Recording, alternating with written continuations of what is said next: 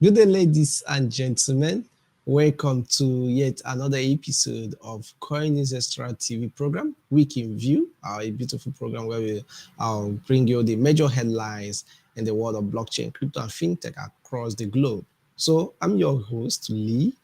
So we're going to be looking at headlines from Sunday, the 18th to 24th. That's today, Friday. We're going to be looking at major headlines. A lot of things has really happened in this ecosystem. And I'm glad that we are here to update you on all the happenings in the world of blockchain, crypto, and fintech. So if you're just joining us and you're not yet following Coin News Extra TV on social media handles, do well to follow us across all social media at Coin News Extra TV. And also, whichever platform you're joining us from, we are streaming live across 4 channels. We are live on YouTube, Facebook, Twitter, and also on LinkedIn. So whichever platform you're joining us from, do well to share and like this live video.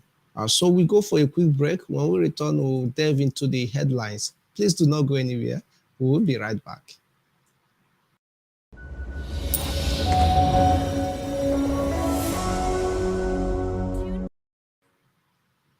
Yeah, welcome back to the show. It's still Week in View, live on Coin News Extra TV with your host Lee. So let's look at the headlines we have here. Number one headline is world largest asset manager BlackRock takes steps towards a Bitcoin ETF with partnership, Coinbase partnership. So we see a lot of these institutions are going into Bitcoin ETF. A lot of them are going for crypto license. This particular story, in a significant development, BlackRock, the world's largest asset manager, has officially filed an application to register a Bitcoin exchange traded fund, that's ETF, with the United States Security and Exchange Commission, SEC. The move comes after speculations fueled by a report from CoinDesk, which suggests an imminent filing. So do well to go to coinnewsextra.com to read up that particular headline. So we'll just be taking it briefly. So each of these headlines are available on coinnewsextra.com. So the second headline we have here is about Binance. So Binance sends a cease and desist notice to Binance Nigeria Limited, denying any association. You notice that Nigerian SEC, the Security and Exchange Commission, has really declared Binance Nigeria Limited illegal, its activities illegal. But in a developing story this week, we saw Binance CEO CZ, that's Changpeng Zhou, recently made an announcement regarding Binance action against the fraudulent entity known as Binance Nigeria Limited. Zhou took to Twitter on June 18 to inform the public that Binance has officially issued a cease and desist notice to the entity in question. This comes after the Nigerian Security and Exchange Commission released a circular on June 9 declaring the illegality of Binance Nigeria Limited operation within the country. So that's it on that particular headline. So about Binance. So we move to the next headline.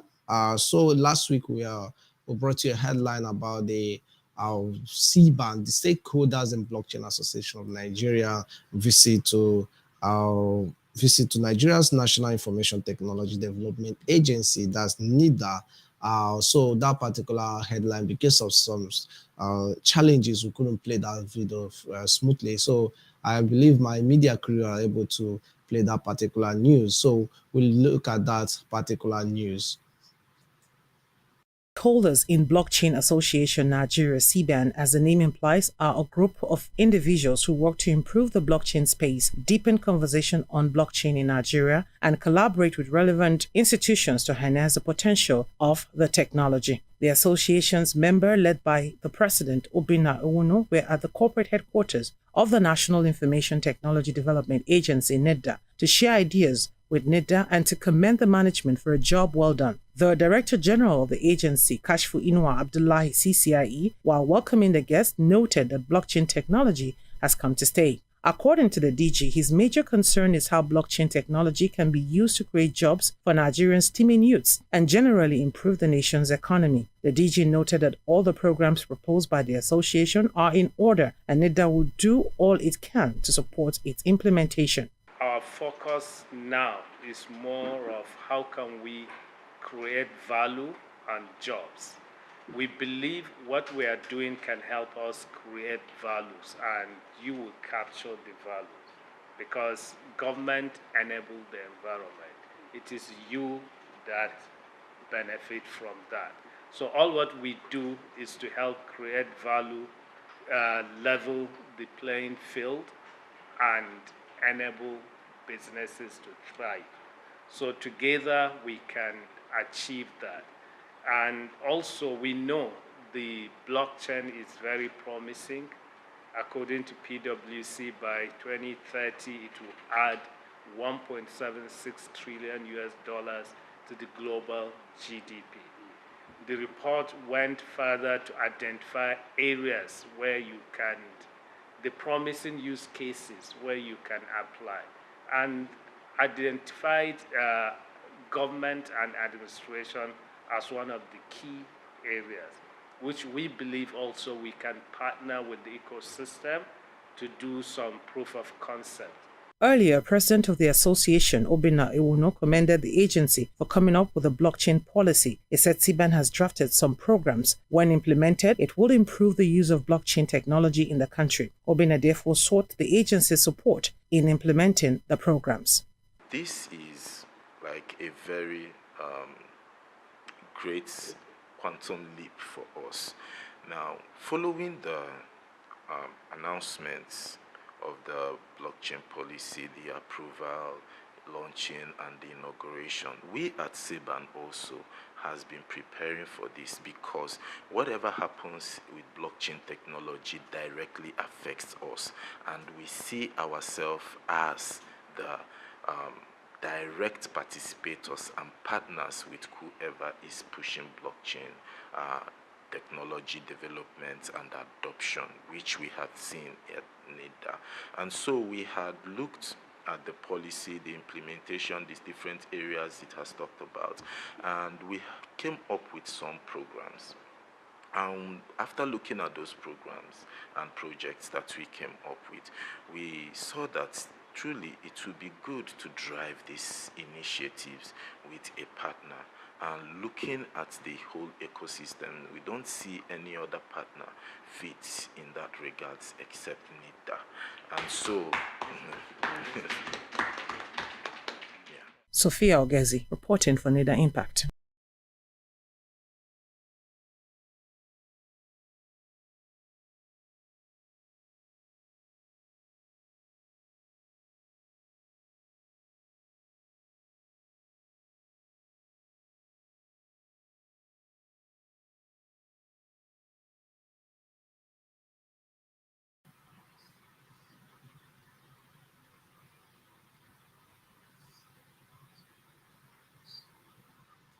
Okay, well, that's it. The headline, that video is from Corsi CBAN, so Stakeholders in Blockchain Association of Nigeria. So we move to the next headline that we have here.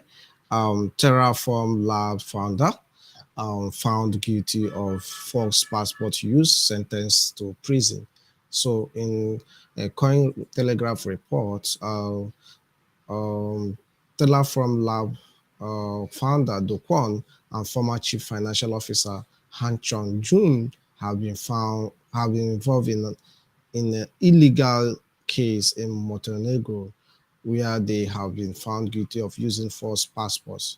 The Montenegro Basic Court has sentenced both individuals to 4 months in prison, taking into account the time they have already spent in detention. So, next headline. BlackRock's Bitcoin ETF application spurs bullish momentum as Fidelity rumored to follow suit.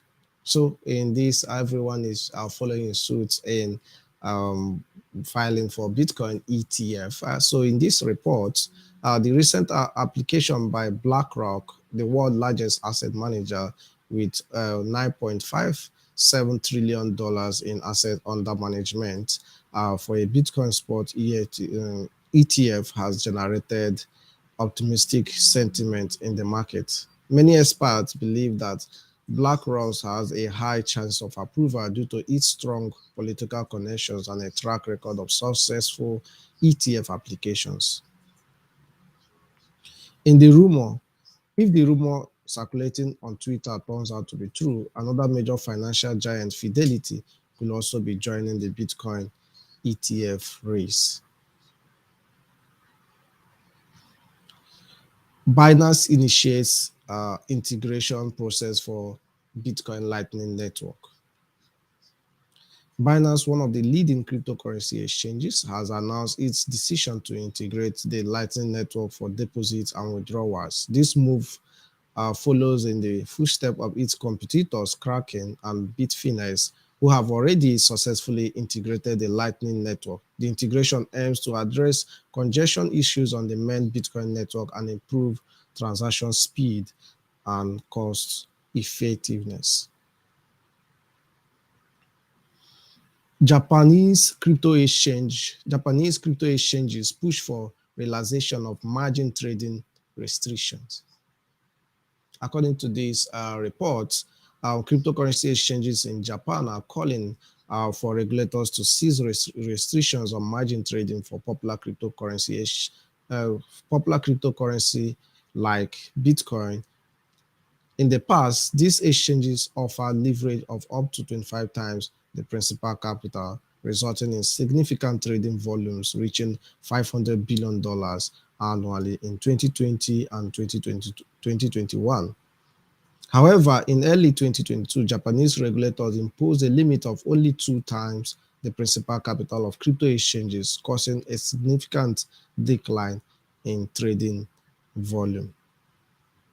Deutsche Bank seeks crypto custody license, expanding into digital asset services. In this report, the mainstream adoption of cryptocurrency and blockchain technology has attracted the interest of various non-crypto financial institutions and banks, resulting in significant growth in the crypto market. Once considered a niche and speculative investment, digital assets are now being embraced by traditional financial players who recognize the potential benefits and opportunities they offer. The latest addition to this trend is Deutsche Bank, Germany's largest lender. As reported by Bloomberg on June 20th, the bank has submitted an application to obtain a license for providing digital assets custody services. Three Arrows Capital makes surprise comeback as VC Fed. In this report, the crypto community is once again abuzz with the surprise comeback of Three Arrows Capital, 3AC, this time in the form of venture capital firm. OPNS, the bankruptcy claims exchange co-founded by Coinflex executives and two individuals associated with the now defunct hedge fund Three Arrow Capital, reviewed its new partner, 3AC Ventures. The partnership aims to invest in projects within the OPNS ecosystem and contribute to the development of a decentralized future, according to a tweet by OPNS. SEC delays $30 million fine from bankrupt crypto lender BlockFi until investors' repayment. Bankrupt crypto lender BlockFi has received permission from US Security and Exchange Commission (SEC) to delay a $30 million fine until after investors have been repaid.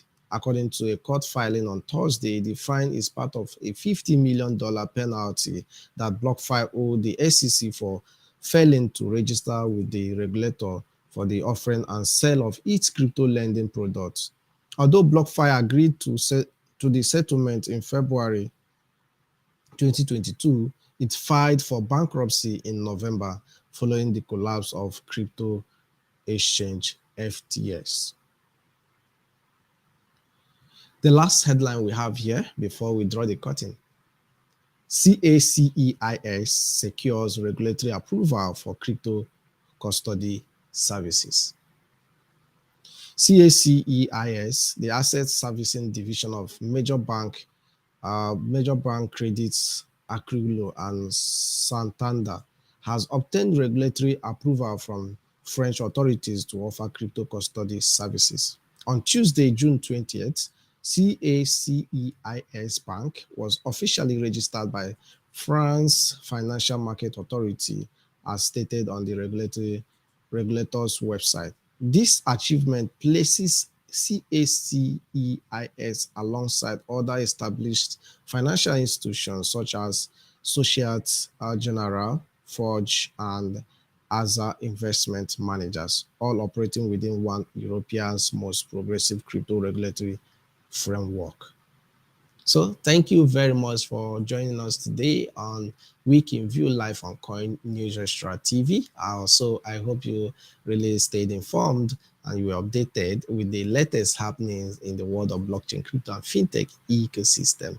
So do well to follow us across all social media platforms at Coin News Extra TV. And also, these headlines are available on coinnewsextra.com. You'll be able to read and stay informed.